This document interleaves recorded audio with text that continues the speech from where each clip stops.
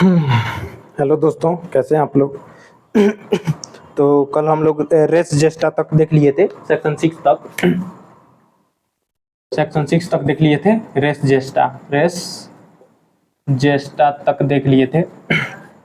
ठीक है, इसमें क्या था, fact forming part of same transaction. ठीक है, इसके बारे में हम लोग देख चुके थे। जैसे मान लीजिए कि अगर किसी चीज़ का एविडेंस नहीं मिलता है तो हम हियर से एविडेंस को वैलिड मान सकते हैं। मतलब हियर से एविडेंस मतलब कि सुनी सुनाई बातों को अगर वो रेस जेस्टा में फॉल हो रहा है तो मतलब अगर वो एक दूसरे से चेन ऑफ सर्कमस्टांसेस में अगर वो कनेक्ट हो रहा है तो। ठीक है, तो ये हम लोग देख चुके थे।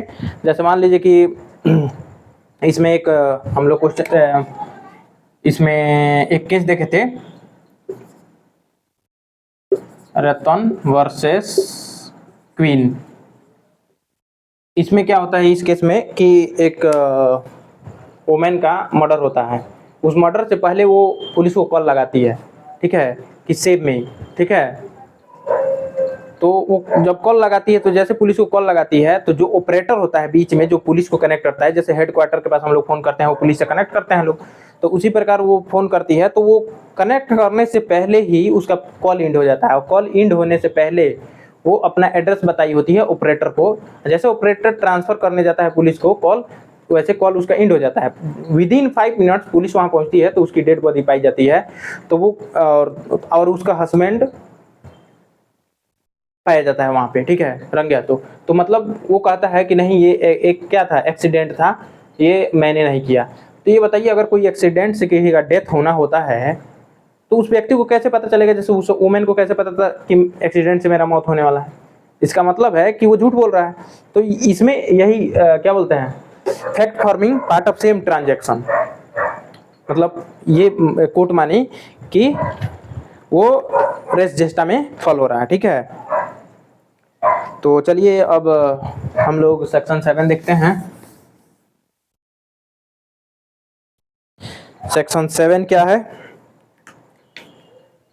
सेक्शन 7 इसमें अगर किसी एक्ट और ओमिशन से ओकेजन कॉज इफेक्ट अगर शो हो रहा है, ओकेजन कॉज और इफेक्ट शो हो रहा है तो वो क्या हो जाता है, रिलीवेंट हो जाता है। क्या हो जाता है, रिलीवेंट। अगर किसी एक्ट और ओमिशन में ओकेजन कॉज और इफेक्ट शो हो रहा है, सेक्शन 7 कहता है कि अगर किसी एक्ट में ओकेजन कॉज और इफेक्ट शो हो रहा है तो क्या हो जाता है, रिलीवेंट हो जाता है। जैसे इस एक केस था आर वर्सेस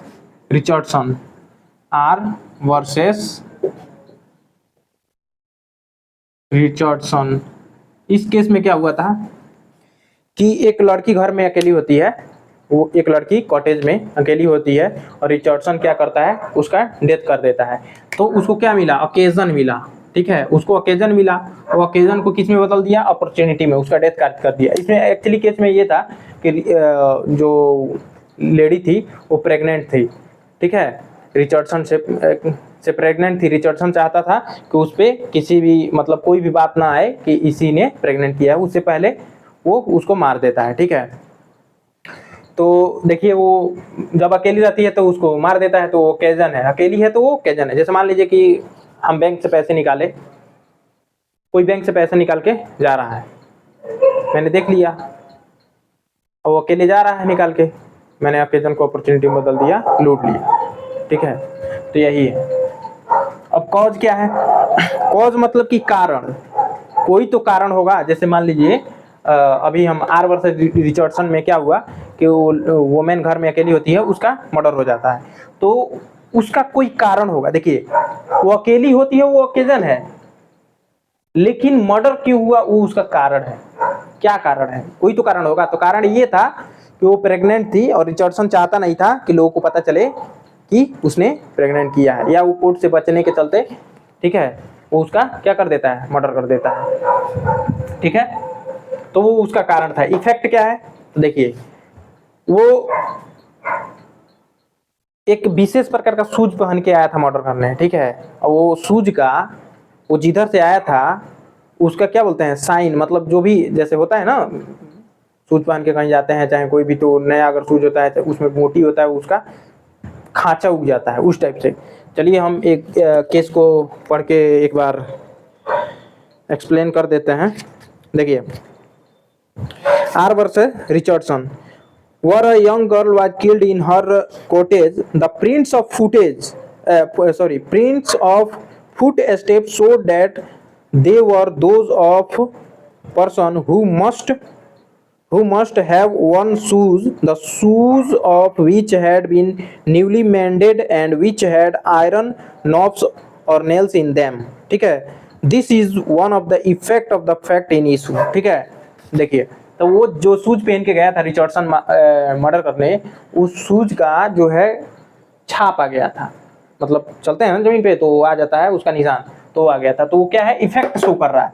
इफेक्ट, अब इफेक्ट में देखिए नहीं समझ में आ रहा है, दूसरे तरीके से बताना है। मान लीजिए किसी व्यक्ति को पहले पॉइजन दिया गया, ठीक, अब पॉइजन देकर मार दिया गया, उसके बाद से उसको टांग दिया गया, पंखे में टांग दिया गया, और ये शो किया गया कि वो आत्महत्या किया है, कि जिसने मारा है उसका नाम ना है। लेकिन भैया पोस्टमार्टम में तो आ जाएगा कि पहले इसे पॉइजन दिया गया, उसके बाद से इसे पंखे पे टांगा गया। तो जो पॉइजन दिया गया है वो क्या शो कर रहा है, इफेक्ट शो कर रहा है। ठीक है, तो ये इंपॉर्टेंट हो जाता है। तो सेक्शन 7 चलिए पढ़ लेते हैं एक बार। ये तो आपके पास होना ही चाहिए, बेयर एक्ट नहीं है तो भैया मुश्किल है। चलिए, fact which are occasion cause और effect of the fact in issue, इसका जो सेक्शन है देखिए क्या कहता है, facts which are the occasion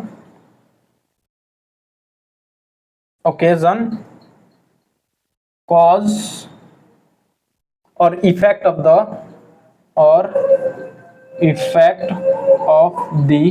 fact in issue, of the facts in issue. देखिए क्या कह रहा है, तो देखिए, facts which are the occasion cause और इफेक्ट इमीडिएट और otherwise of relevant fact or fact in issue or which constitute the state of things under which they happened or which afforded opportunity for their occurrence or transaction are relevant। देखिए, occasion और opportunity, अगर occasion मतलब क्या कि जैसे आज के समय में क्या होता है कि बहुत लोग फेसबुक पर या व्हाट्सएप पे हमेशा अपने आप को अपडेट करते रहते हैं कि मैं आज फलाने ट्रेन से फलाने जगह जा रहा हूँ, हैं, आज पापा ने मुझे 15,000 रुपये दिए, उसको पोस्ट कर रहे हैं। अब भैया क्या होगा, जो वो देखेगा उसी में से कौन होगा, उसको तो ओकेजन दे रहे हैं आप, वो ओकेजन को अकेले पाएगा, रास्ते में मार देगा, जब काट देगा, समझ रहे हैं ना। तो ओकेजन को क्या कर देगा, अपॉर्चुनिटी बदल देगा। जैसे बहुत लोग घर में रहते हैं, पोस्ट करते रहते हैं कि अकेले घर में रहने का मजा ही कुछ अलग है, या अकेले घर में रहने पे बहुत बेकार महसूस होता है। ठीक है, तो इस टाइप से वो लोग बताते हैं लोगों को कि हम घर में अकेले हैं, आओ लूट ले जाओ, चोरी कर लो, है ना। तो ये ओकेजन दे रहे हैं। ठीक है, तो ये हो गया। ठीक है, इसका इलस्ट्रेशन भी देख लीजिएगा, एक इलस्ट्रेशन इसमें देख सकते हैं। The question is whether A robbed B, प्रश्न यह है कि क्या कौन एक ख को लूटा है, मतलब ए ने बी को लूटा है। The fact that shortly before the robbery B went to the fair with money in his possession and that he sold it. देखो क्या क्वेश्चन ये है कि क्या, मतलब प्रश्न ये है कि क्या ए ने बी को लूटा है। तो बी के पास कुछ रुपए थे और उसे दिखा रहा था कि मेरे पास पैसे हैं। भैया तुम दिखाओगे तो अगला लूट ही लेगा ना। जैसे क्या एक खूब बढ़िया वो ये थी है, क्या बोलते हैं, स्टैंड अप कॉमेडी में, अगर तुम अपना बॉडी लेकर सड़क पर निकलोगे अपराधी काट ही देगा ना, तुम क्यों अपना बॉडी लेकर सड़क पर जा रहे हो। मतलब ये कैसे ही बता रहे हैं। ठीक है, तो देख लीजिए, तो ऐसे ही है सेम, ठीक है। तो इसमें the fact that shortly before the robbery B went to the fair with money in his possession and he sold it. भाई तुम्हारे पास पैसा है तो तुम जेब में रखो ना, तुम दिखा क्यों रहे हो उसको। And mention the fact that he had it the third person are relevant, ठीक है। अगला बी नंबर देखिए, इलस्ट्रेशन 7वां का। The question is whether A murdered B. प्रश्न ये है कि क्या ए ने बी का मर्डर किया है। Marks on the ground produced by struggle at a near place where the murder was committed relevant, ठीक है। स्थान पे, जो हत्या के स्थान पे, जो भूमि पर जो भी मतलब गुत्थम गुत्थी इसमें लिखा है, ठीक है, जो भी हो, अगर जो भी चिन्ह वहां पे दिख रहे हैं वो वहां पे रिलीवेंट हो जाता है, तो ये इंपॉर्टेंट है। चलिए अगला देखते हैं, सेक्शन 8।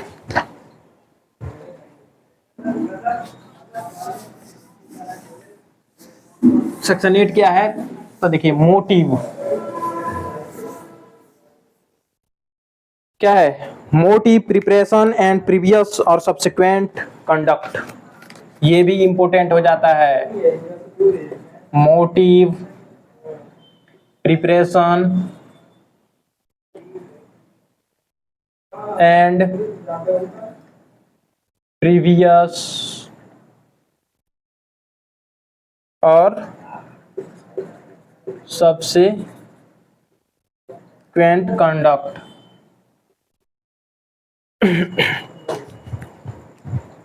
देखिए अभी हम लोगों ने सेक्शन 7 में कॉज का बात किए थे ना। कॉज मतलब सेम समझ लीजिए, कॉज मतलब कारण क्या था, कारण मतलब मोटिव, उद्देश्य क्या था, सेम टू सेम मान लीजिए, सपोज कि वही है लगभग, ठीक है। मोटिव क्या है, जैसे किसी का मर्डर हुआ तो उस मर्डर के पीछे कुछ तो मोटिव होगा, जिसने मर्डर किया होगा उसका कुछ तो कारण होगा मर्डर करने का, वही मोटिव, वही मोटिव है। मोटिव मतलब जैसे मान लीजिए कि आर वर्सेस रिचर्डसन में अभी पढ़े हैं हम लोग कि उसने मर्डर कर दिया एक लड़की का, तो क्यों किया, कि भाई वो लड़की प्रेग्नेंट थी, किसी को पता ना चल जाए, उससे बचने के लिए उसने उसका मर्डर कर दिया, ठीक है। तो वो मोटिव था उसके पीछे। तो मोटिव क्या है, जैसे मान लीजिए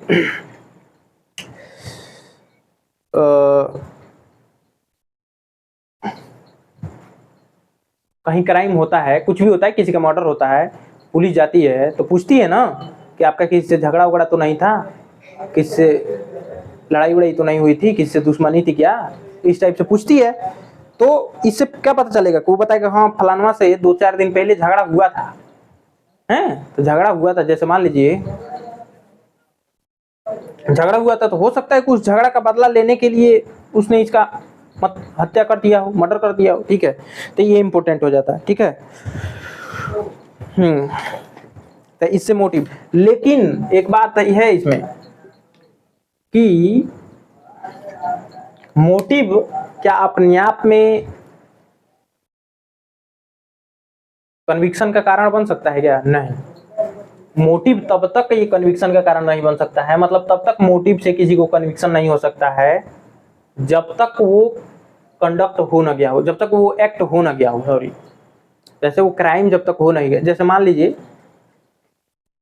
हमने माचिस ले लिया, ये उद्देश्य मोटिव हमारा ये है कि माचिस से उसके घर को जला देना है, और हम माचिस लेके वहां तक गए फिर वापस आ गए, या लेकर गए किसी ने माचिस सिगरेट पीने के लिए ले लिया, अपने जेब में रख कर चला गया, तो मेरा मोटिव तो ये था कि माचिस लेके जाके उसका घर जलाना है, लेकिन जलाए नहीं। तो सिर्फ मोटिव अपने आप में क्या है, क्राइम नहीं है, पनिशमेंट नहीं, एथी नहीं है, पनिशेबल नहीं है, जब तक until and until unless and until वो ऑफेंस हो नहीं जाता है। ऑफेंस होने के बाद मोटिव या प्रिपरेशन हो या प्रीवियस और सब्सिक्वेंट कंडक्ट, ये इंपॉर्टेंट हो जाता है। बिना ऑफेंस हुए ये मतलब समझ रहे हैं, जैसे मैंने लाइसेंसी बंदूक निकलवा लिया, मोटिव ये था, उद्देश्य ये था कि उसको मार देना है, लेकिन मैंने मारा नहीं, तो क्या ये पनिशेबल है, नहीं, ठीक है, तो वो पनिशेबल नहीं है, ठीक है। तो क्या मोटिव अपने आप में एक ऑफेंस है, नहीं। प्रिपरेशन भी क्या अपने आप में ऑफेंस है, नहीं। जैसे मान लीजिए मैं पेट्रोल खरीद के लाया किसी को जलाने के लिए, किसी घर को जलाने के लिए, मैंने खरीद लिया, मेरा उद्देश्य मोटिव था उसको जलाना है, और उसको जलाने के लिए मैंने खरीद लिया, तो खरीद लिया तो प्रिपरेशन हो गया। लेकिन क्या वो ऑफेंस है? मेरे घर में 2 लीटर पेट्रोल पाया गया तो क्या ये ऑफेंस है? नहीं। हो सकता है कि मैं कहीं जाने के लिए खरीद के लाया हूँ, लेकिन जैसे ही मैं उस पेट्रोल का उपयोग उसको जलाने के लिए उसके शरीर पे छिड़क देता हूँ, वैसे ही वो क्या हो जाएगा? पनिशेबल में आ जाएगा। जैसे ही छिड़क दिया उसके शरीर पे, माचिस बार के फेंक दिया, तो बस भैया, तो हो गया प्रिपरेशन। ठीक है ना? तो देखिए, तो मोटिव अपने आप में या प्रिपरेशन अपने आप में क्या है? पनिशेबल नहीं है, जब तक कि वो ऑफेंस हो ना जाए। ठीक है? ठीक, चलिए थोड़ा सा इसमें किताब में देख लेते हैं क्या है क्या नहीं। जैसे देख लीजिए, motive is the moving power which impels one to do an act. Motive एक ऐसा मतलब पावर है अंदर से जो पुश करता है कोई भी ऑफेंस करने के लिए। लेकिन motive by itself is no crime. ठीक है? Motive by itself no crime. Motive by itself no crime, ये तब तक क्राइम नहीं है जब तक कि वो हो नहीं जाता है। ठीक है? Preparation is also itself no crime. ठीक है? प्रिपरेशन भी अपने आप में क्या है? ऑफेंस नहीं है।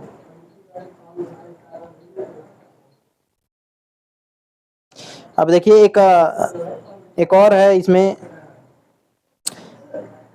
आर वर्सेस रेगिनम एक केस है। इसमें क्या होता है कि a woman shot dead by her husband while she was alone with him in their house। एक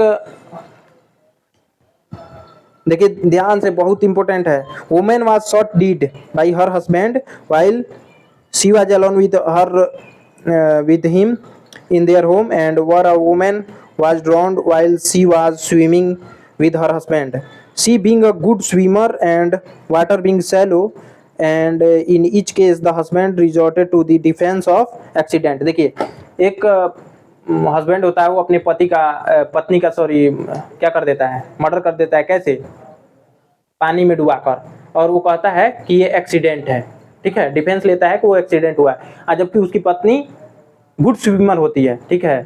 तो यहाँ पे क्या है, जब वो गुड स्विमर है तो कैसे एक्सीडेंट हो जाएगा पानी में उसके? वो भी पानी जो है सैलो है, मतलब कि नॉर्मल है। ठीक है? ये भी नहीं है कि उसमें कोई डूब के मर जाए, मतलब ऐसे खड़ा हुए तो इतना ही पानी है, तो कैसे मर जाएगी? एक्सीडेंट से होगी पानी में डूब के, है ना? तो ये इसमें क्या है कि और जब उसमें देखा गया, मतलब पता किया गया, तो उस व्यक्ति का जिसने अपने पत्नी का डेथ कारित किया है, मतलब मर्डर किया है, उसका किसी और वुमेन से क्या था? अफेयर था।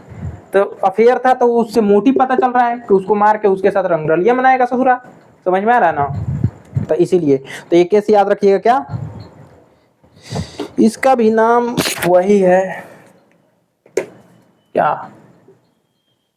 रतन वर्सेस रेगिनम। ठीक है? ये केस है 1971 का, रेजिनम, रतन वर्सेस रेजिनम। और वो आर वर्सेस रिचर्डसन था, वो अलग है। ठीक है?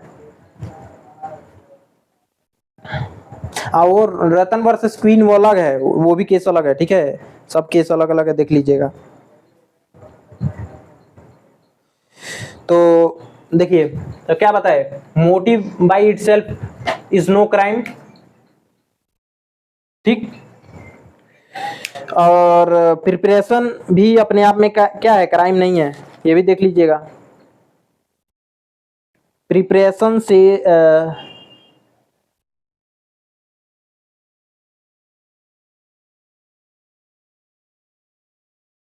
Preparation by himself is no crime.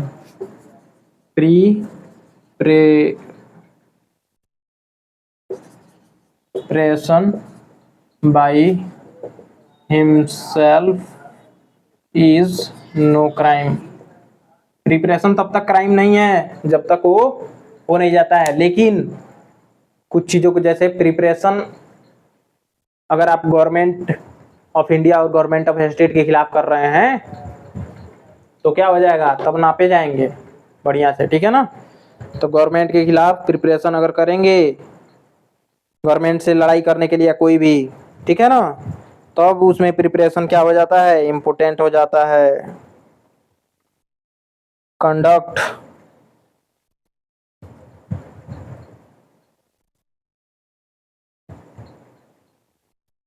देखिए लेकिन कंडक्ट कंडक्ट क्या हो जाता है, important. The last part of section 8 deals with relevancy of the evidence of conduct. The conduct of man is particularly important to the law of evidence. ये important हो जाता है for his guilt or the state of his mind. क्यों?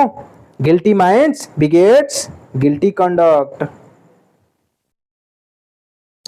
Guilty mind begets guilty conduct. ये याद रखिएगा conduct में, ठीक है। ये तो केस हो गया ना। गिल्टी माइंड, इसमें एक मतलब मुहावरा याद रखिएगा, गिल्टी माइंड बिगेट्स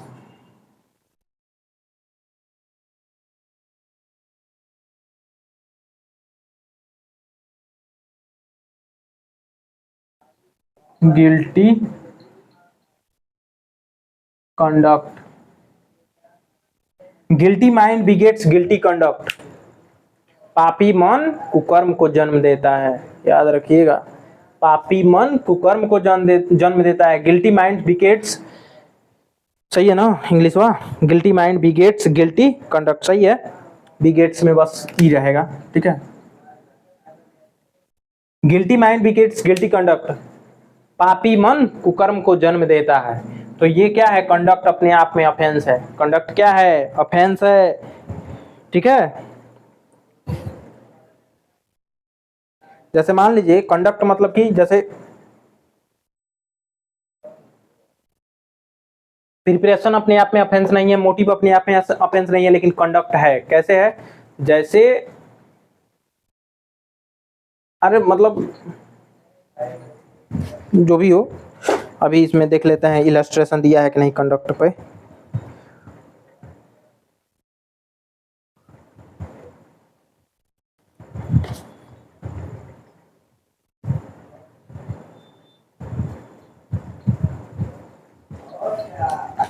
हाँ मान लीजिए कि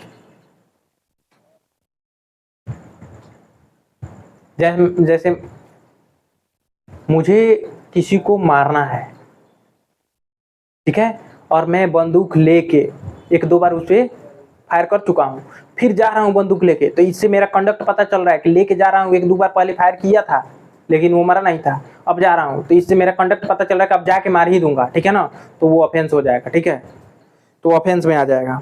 अब एक और है इसमें प्रीवियस एंड सब्सिक्वेंट कंडक्ट, मतलब उसी से रिलेटेड है, सेम टू सेम। देखिए प्रीवियस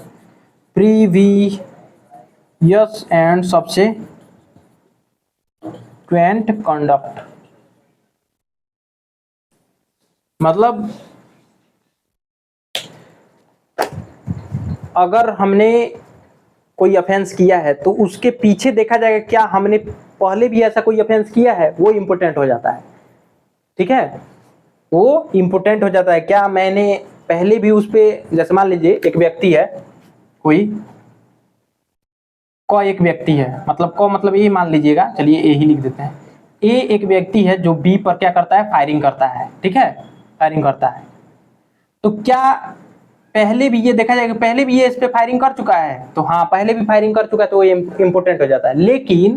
लेकिन ये पहले सी और डी पर भी फायरिंग कर चुका है, ये बात इसके लिए इंपॉर्टेंट नहीं है, लेकिन ए पहले भी इस पे फायरिंग कर चुका है, वो इंपॉर्टेंट है, ठीक है ना। मतलब ए दूसरे किसी पे फायरिंग कर चुका है, वो इंपॉर्टेंट नहीं है, बी से उसका क्या लेना देना है कि पहले उसको भी मारा था तो इसको भी मार रहा है, इससे कोई लेना देना नहीं है। लेकिन ए पहले भी इस पे अटैक कर चुका है और फिर अटैक किया था, तो ये इंपॉर्टेंट हो जाता है, ठीक है। तो previous and subsequent conduct important हो जाता है, ठीक है। अब इसमें का इलस्ट्रेशन देख लीजिएगा, मोटिव में का देखिए A is tried for the murder of B, A B का मर्डर करने का प्रयास करता है, ठीक है, मतलब सॉरी ट्राइड मतलब विचारण चल रहा है, उस पे ट्रायल चल रहा है। The fact that A murdered C, fact ये है कि A murdered C, that B knew that A had murdered C. देखिए फैक्ट ए पर बी के मर्डर का ट्रायल चल रहा है, और फैक्ट ये है कि ए ने सी का मर्डर किया था, और बी जानता था, बी जानता था, B knew that A had murdered C, B जानता था कि ए ने सी का मर्डर किया है, ठीक है, and B had tried to extort money from A. देखिए समझिए एकदम बात ध्यान से, जैसे ए पर मर्डर का केस चल रहा है, क्या ट्रायल चल रहा है कि बी का मर्डर किया है, ठीक है, और बी ये बात जानता था कि ए ने सी का मर्डर किया है। ध्यान से समझिएगा, बी ये बात जानता था कि ए ने सी का मर्डर किया है, और बी ए से इस बात को छुपाने के लिए पैसा लेना चाहता था, extort money from A. B extort money from A, B wants to extort money from A. देखिएगा यहाँ ध्यान से पढ़िए, इलस्ट्रेशन नंबर ए पढ़ रहे हैं। The fact that A murdered C, B knew that A had murdered C, and B had tried to extort money from A by threatening to make his knowledge public are relevant। ये धमकी देता है ए को कि अगर तुम मुझे पैसे नहीं दोगे तो मैं ये बात पब्लिकली मतलब हल्ला कर दूंगा, बता दूंगा कि तुमने सी का मर्डर किया है, ठीक है। तो ए क्या करता है, बी का भी मर्डर करता है, तो ये बात क्या हो जाती है, इंपोर्टेंट हो जाती है, रिलीवेंट हो जाती है, सुसंगत हो जाता है, ठीक है ना। तो ये देख लीजिएगा। अब अगला इलस्ट्रेशन है B sues, A sues B upon a bond of, अरे पढ़ लीजिएगा आगे, ठीक है ना, सब बता ही दिए क्या क्या इंपोर्टेंट है। देखिए मोटिव, मोटिव अपने आप में क्या है, पनिशेबल नहीं है, क्राइम नहीं है, ठीक है ना, जब तक कि वो ऑफेंस हो न जाए। जैसे ऑफेंस हो जाता है तो उसके पीछे मोटिव इंपोर्टेंट हो जाता है कि क्या मोटिव रहा होगा उसका मर्डर करने का। जैसे ऑफेंस कोई हो गया, क्राइम मर्डर हो गया, तो पुलिस आएगी तो ये छानबीन जरूर करेगी क्या मोटिव था, ठीक है, वो जरूर पता करेगी, क्योंकि वो ट्रायल में इंपोर्टेंट हो जाएगा या जो भी इंक्वायरी में। अब देखिए प्रिपरेशन, प्रिपरेशन भी अपने आप में ऑफेंस नहीं है, ठीक है ना। कंडक्ट ऑफेंस है, guilty mind begets guilty conduct, पापी मन कुकर्म को जन्म देता है, ठीक है। जब तक मन गंदा है तो ऑफेंस होके ही रहेगा, ठीक है ना, जब तक उसको सजा ना मिल जाए। अब देखिए अब उसके बाद से प्रीवियस एंड सब्सिक्वेंट कंडक्ट भी इंपोर्टेंट हो जाता है। कैसे कि क्या उसने पहले भी कभी ऐसा कर चुका है क्या, वो इंपोर्टेंट हो जाएगा, ठीक है, वो देखा जाएगा कि पहले भी वो कर चुका है क्या। चलिए अगला आप देखते हैं सेक्शन 9। सेक्शन 9 किसके बारे में बात करता है भैया, identification of parade, identification of parade. जैसे क्या होता है, पुलिस 10 लोगों को, सस्पेक्ट लोगों को गिरफ्तार कर लेती है, उसके बाद से पूछती है कि बताओ क्या इसी ने तुम्हारा मोबाइल चुराया है। जैसे रास्ते में भागते हुए, मतलब एक जा रहा था और रास्ते में ही इसका मोबाइल चोरी हो जाता है, और ये पीछे से 10 लोगों को देखता है और उसका शॉट आउट देख लेता है, मतलब पीछे से एक व्यक्ति को देखता है जो मोबाइल लेकर भागता है और वो केस दर्ज कराता है। पुलिस 10 लोगों को गिरफ्तार कर लेती है और लाइन से खड़ा करा देती है, पूछती है बताओ पीछे से कि कौन था, पीछे घुमा के खड़ा करा देती है, पूछती है बताओ कौन था, तो ये पीछे से देखता है, कहता है कि हुजूर यही था, क्योंकि इसके ही बाल पीछे से इतने बड़े बड़े थे, हीरो स्टाइल में, है ना, नचनिया के जैसे। तो यही है आइडेंटिफिकेशन परेड, ठीक है। तो आइडेंटिफिकेशन परेड कौन करा सकता है, तो भैया कोई भी करा सकता है, ठीक है। जैसे मान लीजिए एक का मोबाइल चोरी हुआ, वो आके कहा कि भैया मेरा मोबाइल चोरी होगा मुझसे, है, हम कहेंगे कौन, मतलब अपने एरिया के 10 लोगों को बुलाए, कहे पहचानो कौन है, तब वो पीछे से भागते हुए देखा होगा, छीन के लेके भागा होगा, तो बताए भैया यही है, हैं? हम पकड़ के 2-4 चमेचा लगाए, कह के चल मोबाइल दे, है ना, फटाक से निकाल के दिया ना, भैया गलती हो गया, माफी ओफी मांगा, है ना। अरे मतलब ऐसे ही कह रहा है, मतलब आइडेंटिफिकेशन ऑपरेट कोई भी करा सकता है, ठीक है।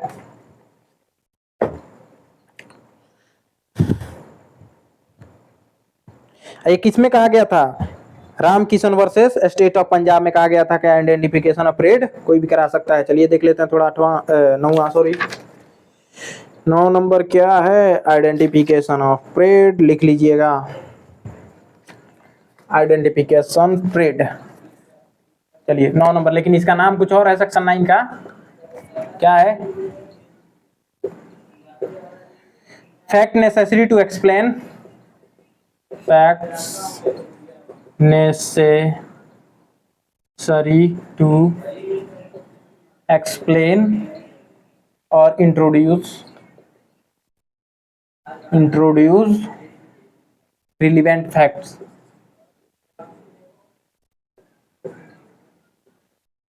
ठीक है, तो देख लीजिए, कह रहे कि for fact necessary to explain or introduce a fact in issue or relevant fact or which support or refute an inference suggested by the fact in issue or relevant fact or which establish the identity of anything or person whose identity is relevant or fix the time or place at which any fact in issue or relevant fact happened or which show the relation of parties by whom any such fact was transacted are relevant in so far as they are necessary for that purpose।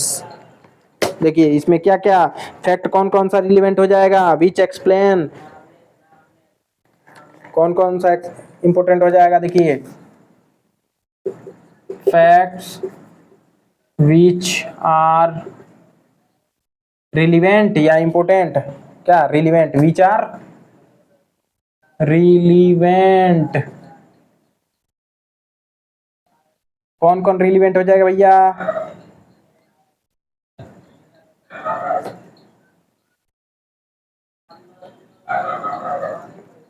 पहला fact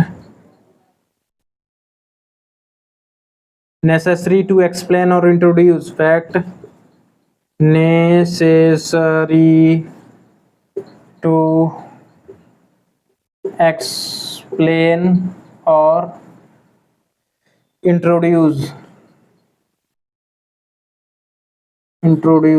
ये important हो जाएगा। और क्या important होगा, which support और rebut, which support और rebut N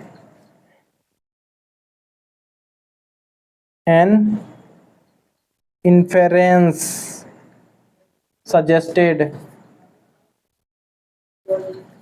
ठीक, ये इंपॉर्टेंट हो जाएगा। और विच establish the identity of anything, the identity of anything or person, ठीक, ये इंपॉर्टेंट हो जाएगा। फिक्स द टाइम और place, which are fix the time or place,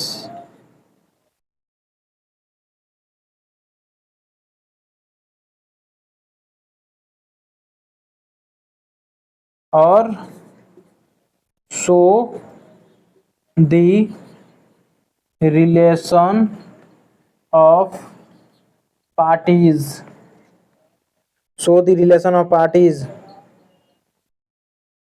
to whom any such fact was transacted, ठीक है, पार्टीज। तो ये हो गया, ये इंपॉर्टेंट है इसमें, ठीक है ना। देख लीजिए आइडेंटिफिकेशन परेड, किसी भी यहाँ पे लिखा है ना, क्या आइडेंटिफिकेशन परेड एनीथिंग और पर्सन, कोई भी वस्तु और व्यक्ति का आइडेंटिफिकेशन परेड हो सकता है। जैसे मान लीजिए मोबाइल चोरी हुआ, पुलिस 10 गो मोबाइल बरामद की, 10 तुम्हारे सामने रख देगी, पूछेगी बताओ तुम्हारा कौन है, तुम बता दिए ये है। अब मान लो तुम्हारा था सैमसंग का और उसमें 10 गो फोन रखी है, उसमें आईफोन भी है, तुम आईफोन उठा लिए, उसके बाद क्या होगा?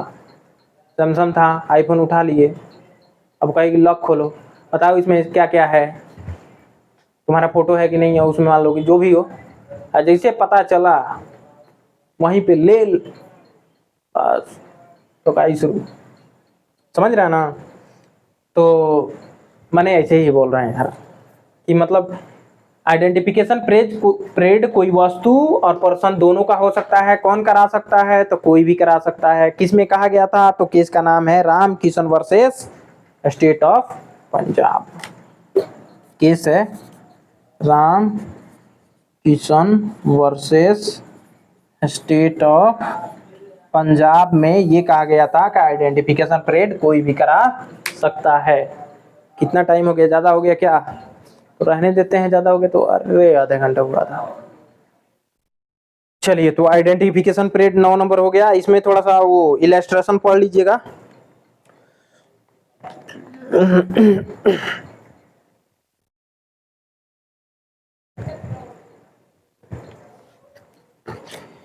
ठीक है, चलिए आगे देखते हैं 10 number.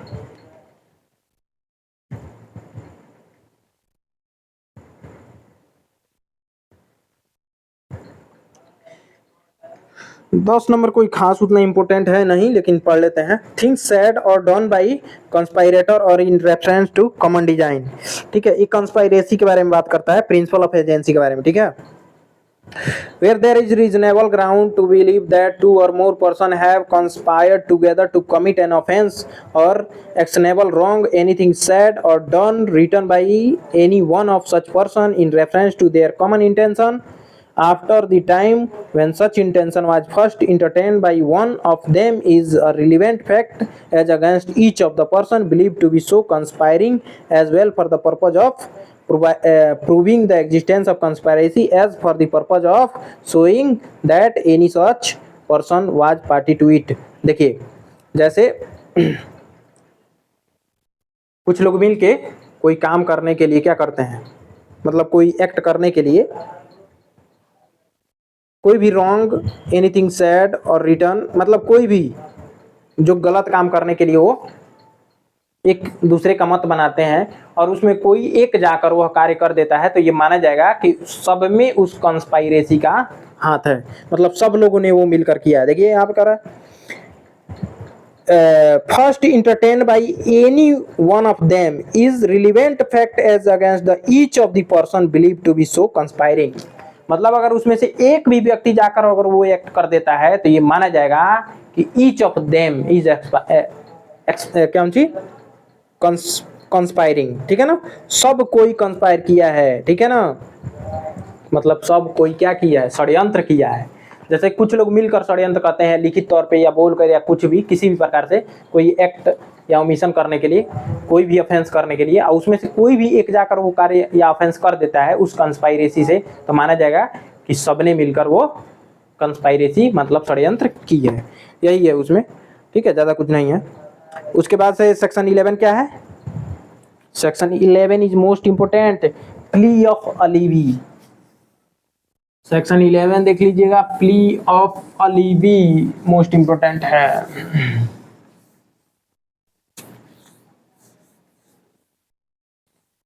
Plea of alibi means क्या होता है? Elsewhere. Alibi means elsewhere, elsewhere. देखिए क्वेश्चन क्या है? When fact not otherwise relevant becomes relevant. When facts not otherwise relevant becomes relevant। ठीक है, otherwise relevant become relevant, become relevant. इसको plea of alibi भी कहते हैं।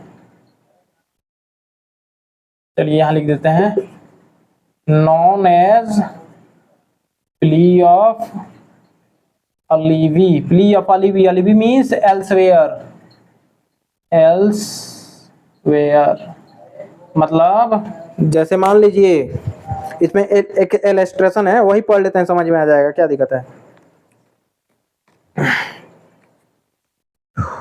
The question is whether A committed a crime at Kolkata on a certain day. प्रश्न ये है कि क्या एक सर्टेन डे में ए ने कलकत्ता में क्राइम किया है। द फैक्ट डेट, तथ्य यह है कि ऑन दैट डे, उस दिन, ए was at Lahore is relevant. तो जब क्राइम हुआ कलकत्ता में तो उस समय ए लाहौर में था। ये बताइए लाहौर और कलकत्ता की डिस्टेंस कितनी है भाई, पाकिस्तान से यहाँ पश्चिम बंगाल, कितने डिस्टेंस है, असंभव है कि नहीं है आना जाना। इस समय तो संभव है कि भाई हेलीकॉप्टर बैठे 1.5-2 घंटे में उतर गए, तो ये है। लेकिन मतलब जब का ये लिखा गया है मतलब इरिलीवेंट हो जाता है। अब पता चले कि वो वहीं पे था 2 दिन से, आया ही नहीं, तब इस पे मर्डर का केस लग गया, तो कहाँ से इरिलीवेंट होगा ना। ठीक है, तो प्ली ऑफ अलिबी मतलब एल्सवेयर, मतलब क्राइम कहीं और हुआ, हम कहीं और थे। समझ में आ रहा है ना। तो ये है, तो यहाँ पे पूरा पढ़ लेते हैं एक बार। Fact not otherwise relevant are relevant if they are inconsistent with the fact in issue और रिलीवेंट फैक्ट। देखिए कब इंपोर्टेंट हो जाएगा, जब फैक्ट इन इशू से या रिलीवेंट फैक्ट से इनकॉन्सिस्टेंट है बिल्कुल भी। जैसे फैक्ट इन इशू क्या है कि क्या ए ने मर्डर किया है, फैक्ट इन इशू यही है। तो अगर कुछ ऐसी चीजें निकल के आती हैं कि जहां मर्डर हुआ था उससे 1000 कोस दूर पे ए था, तो कैसे मर्डर कर सकता है, यहाँ पे क्राइम कर सकता है, कैसे कमिट कर सकता है। तो वो इम्पोर्टेंट नहीं था, लेकिन वो इतना इनकॉन्सिस्टेंट हो गया, को ऐसा हो ही नहीं सकता है, तो वो रिलीवेंट हो जाएगा। अब देखिए अगला, if by them self or in connection with other fact they make the existence or non existence of any fact in issue or relevant fact highly probable or improbable. मतलब प्रोबेबल मतलब वो fact से highly probable या improbable हो। जैसे कहने का मतलब है कि और है क्या इसमें, मान लीजिए कोई व्यक्ति है और वो बाहर रहता है और उसकी वाइफ प्रेग्नेंट हो जाती है, तो क्या माना जाएगा कि भाई वो बाहर रहता है तो आया होगा ना कभी, तो उसका होगा, बच्चा उसी का है। भाई वाइफ प्रेग्नेंट हुई तो बच्चा उसी का तो होगा। लेकिन क्या, वाइफ प्रेग्नेंट हुई और 2 साल से बाहर है, विदेश है, आया ही नहीं, मतलब वो संभव ही नहीं है उसका पहुंचना, तो क्या हो जाता है ये। अभी दूसरा जो पढ़े हम लोग इसमें क्या बोलते हैं, हाईली प्रोबेबल और इनप्रोबेबल। इसका मतलब क्या है, अत्यंत अधिसंभाव्य या अनअधिसंभाव्य। मतलब ये अत्यंत अनअधिसंभाव्य है, मतलब यह अत्यंत मतलब असंभव है कि उसका हस्बैंड रह रहा है 2 साल से विदेश और उसका बच्चा कैसे, मतलब उसकी वाइफ कैसे प्रेग्नेंट हो जाएगी। समझ रहे हैं ना। तो ये क्या हो जाएगा, रिलीवेंट हो जाएगा। तो क्या कहता है पहला इसमें कि if they are consistent with the fact in issue और रिलीवेंट फैक्ट, मतलब क्या कि fact not otherwise relevant becomes relevant. मतलब वो रिलीवेंट नहीं है लेकिन वो इतना इनप्रोबेबल या प्रोबेबल हो रहा है, संभव और असंभव से, तो वो रिलीवेंट हो जाएगा। ठीक है ना, उस तथ्य से, फैक्ट इन इशू से। चलिए इसमें थोड़ा सा क्या बोलते हैं, कौन नंबर, हम 11 नंबर हम लोग पढ़ रहे हैं, है ना, प्ली ऑफ अलिबी। तो जनरल रूल क्या है कि फैक्ट इन इशू से जो कंसिस्टेंट होंगे वही रिलीवेंट होंगे।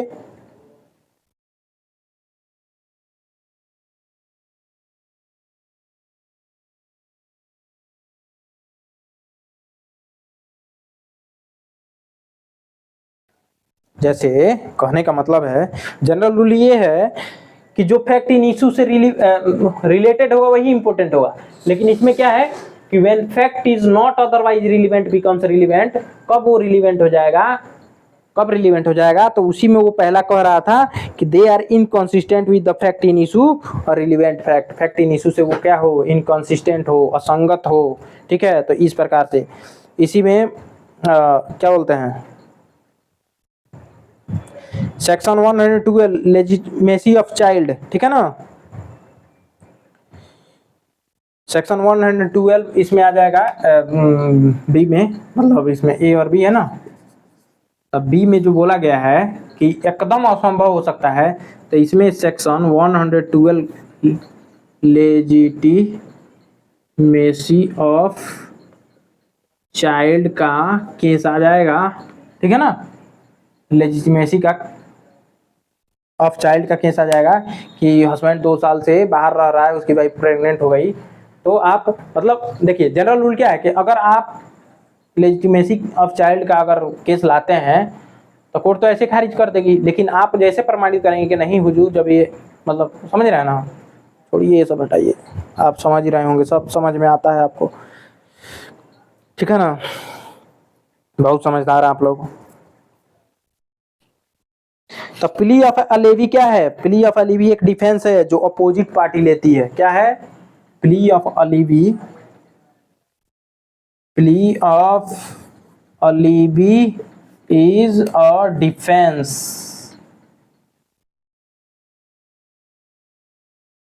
तो इसका बेनिफिट कौन लेता है, get benefit, opposite party get benefit, मतलब लिख लिया, प्ली ऑफ अलेवी एक डिफेंस है जो अपोजिट पार्टी लेती है। जैसे मान लीजिए हम पे मर्डर का केस हो गया